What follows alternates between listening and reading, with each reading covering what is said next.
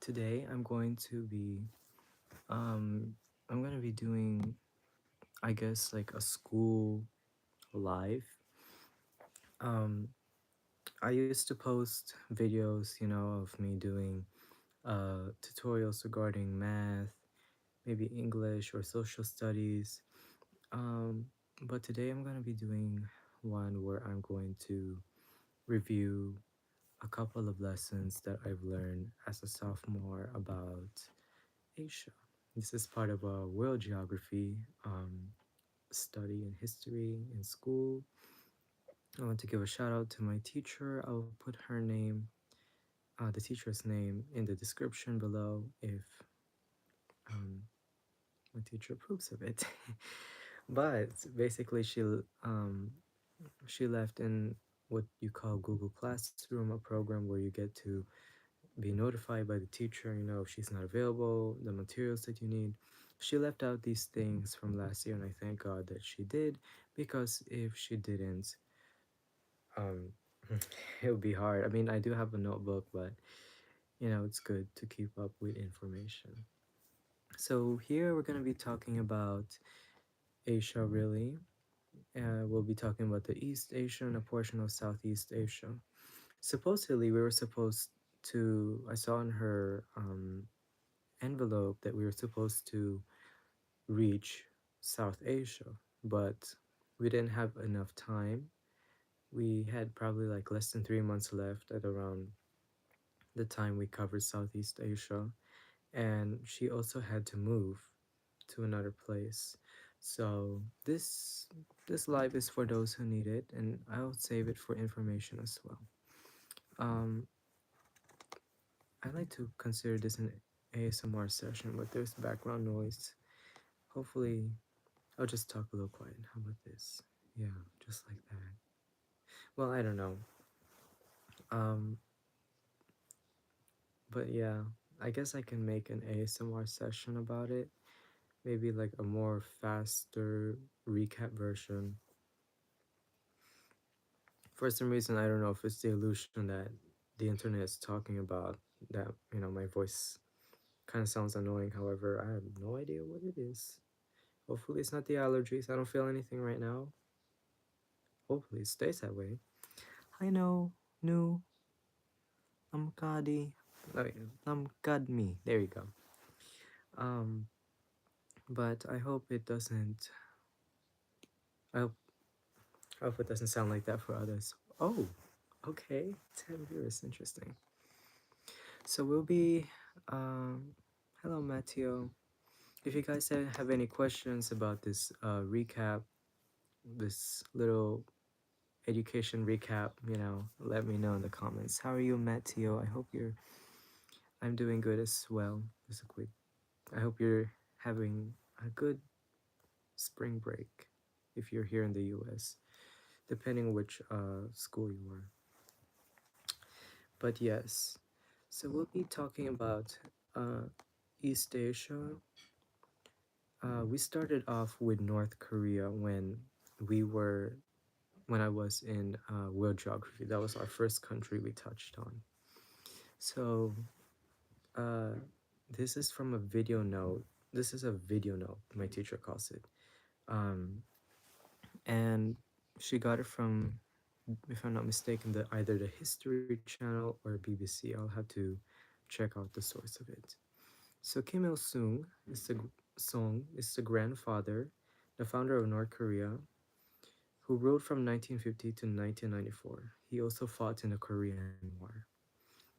His son Il, uh, which would be the father of current leader Kim Jong Un, would rule after his father's death from 1994 to 2011.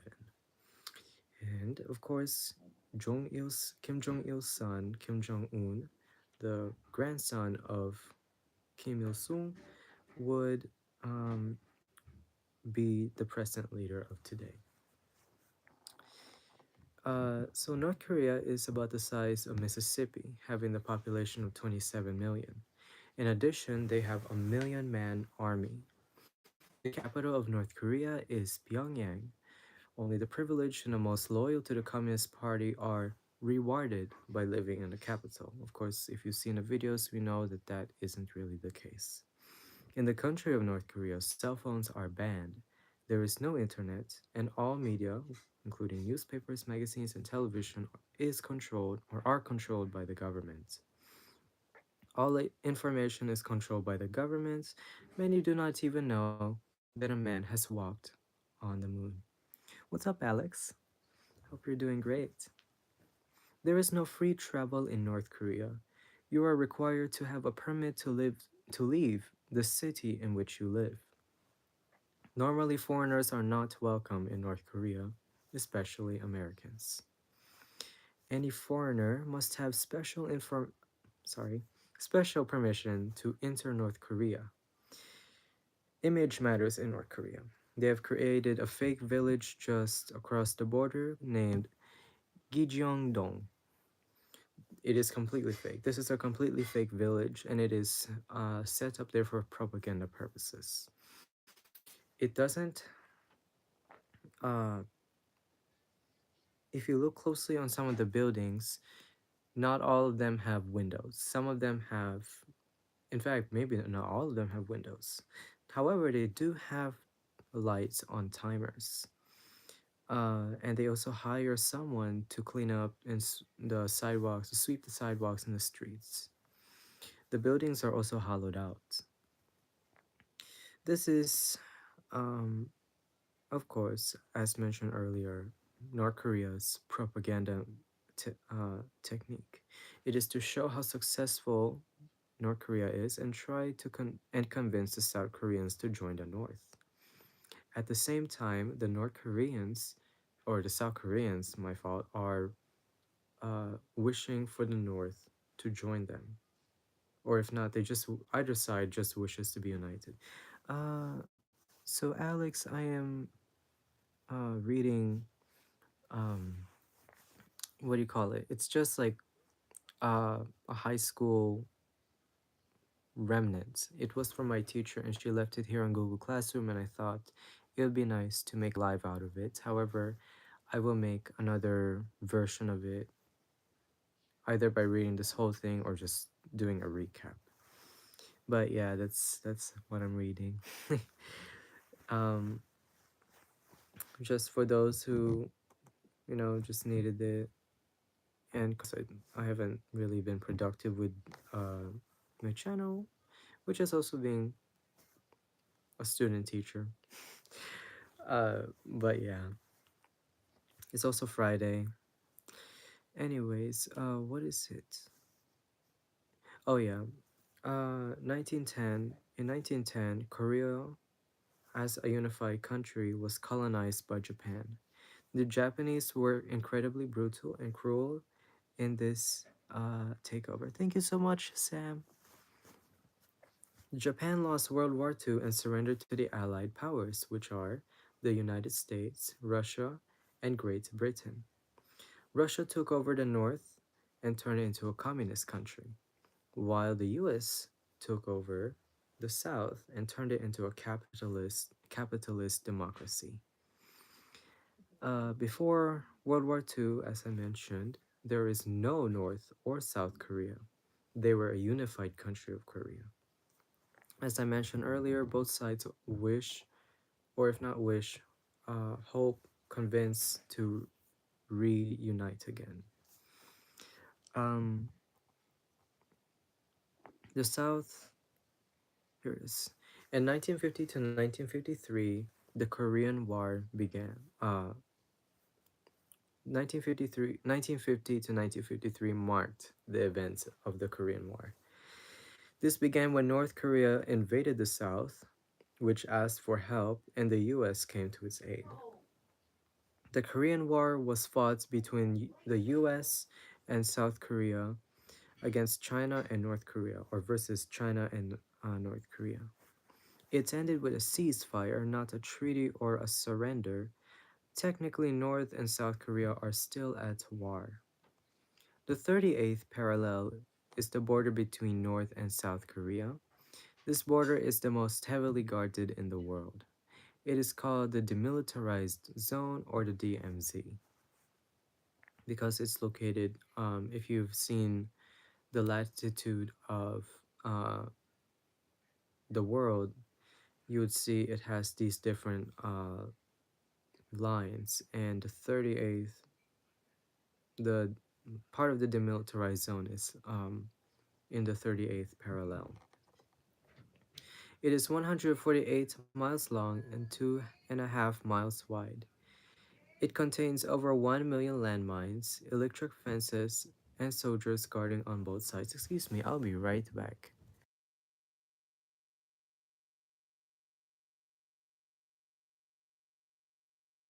Once again, let me know if you need to ask questions. Let me post it real quick.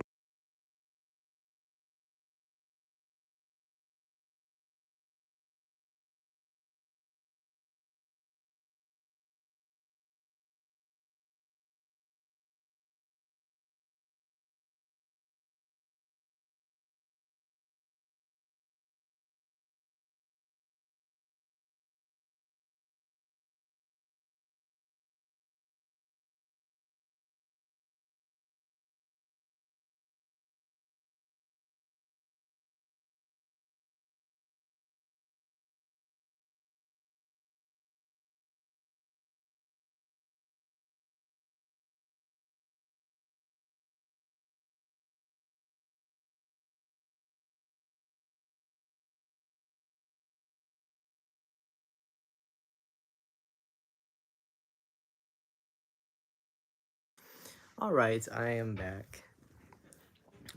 So in continuation with what I was reading, so we were at the demilitarized zone, located at the 38th parallel, and also known by its abbreviation as the DMZ, which is 148 miles long and 2.5 miles wide. In the DMZ, there are over 1 million landmines, electric fences, and soldiers. It contains over 1 million landmines, electric fences, and soldiers, guarding on both sides. This is to prevent North Korea's own citizens inside the country and keeps them cut off from the rest of the world.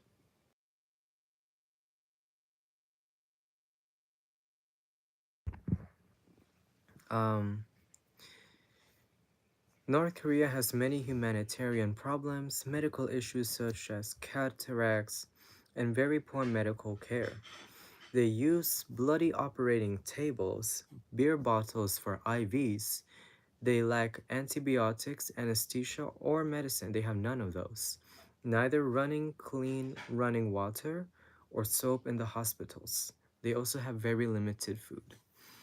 If you're curious, if you probably like, let's say you went to Air Koryo, the website for Air Koryo, which is the flag carrier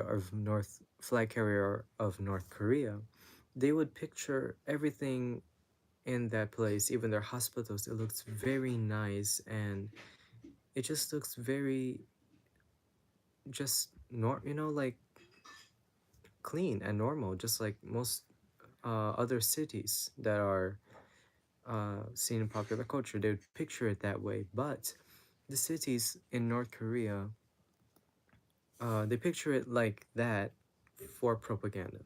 When you go there in reality, well, I don't recommend it you do, but if you do look at their places in reality, it looks nothing like the images that they use, which create a satisfying and uh, what do you call it when you want to live there? Like attract, what is it? A pulling factor appeal. It looks kind of like it. That's what they, of course, attempt to do. Many people in North Korea have starved to death, and Kim Jong il and Kim Jong un have declined any help from foreign nations. North Korea had been taught a philosophy called Juche. It is the belief that North Korea does not need any help or any outside help. Up yours. Or F you guys, in other words. Um, which is pretty ironic uh, as I continue reading this because After Kim Il sung died in 1994 and Kim Jong il took power, ruling exactly as his father did, he, with fear and intimidation, he teaches hate for anything foreign. However, he imports anything he desires. He has a 20,000 movie library, over 100 imported limousines, and he was also the largest single customer of Hennessy. Most of those movies might have also came from Hollywood, which is in the US. Um, North Korea uses concentration camps to punish and keep their citizens in line. These concentration camps are also for the families and extended families of those who commit the crime, such as trying to defect and escape or complaining about the regime. They can be the size of small cities and can hold up to 50,000 people. Most people do not leave alive, and they are worked to death. They are used to frighten people and keep people loyal. Some people still try and escape. Most sneak out through China. Only a few have crossed the DMZ. North Korea now possesses nuclear weapons. Here are regular notes from my teacher. The official name of North Korea is the Democratic People's Republic of Korea, abbreviated as the DPRK. Uh, it is considered the world's most isolated country, nicknamed the Hermit Kingdom. People, especially Westerners, are not allowed to travel in or out. The government is a single party system, communist government. The capital of North Korea is Pyongyang. The communist leader is Kim Jong un. The economy is government planned and owned. They claim that food rations, housing, healthcare, and education are offered from the state or for free. However, the quality of these services is extremely poor or is non existent. In the 1990s, North Korea suffered a major famine, and the leadership of North Korea refused to take foreign aid and imports of food. As many as 2 million people died of starvation. Today, as much as 60% of the country suffers from malnutrition, tuberculosis, malaria, and hepatitis B, which are the endemics in the country. North Korea is one of the worst violators of human rights. They deny all civil rights, denial of all civil rights, unlike here, which we do have civil rights, or any other country that is free, unlike it. The use of concentration camps and political prisons are another big thing in North Korea. They have a military first policy, which is which includes the fact that the military is funded first. Relations between North and South Korea are extremely tense. They are on the verge of conflict. North Korea acquired nuclear weapons in 2006. So that is North Korea, as if I can say summarized by the teacher. Our next country would, of course, be South Korea. But before that, I'm going to give you guys a little break.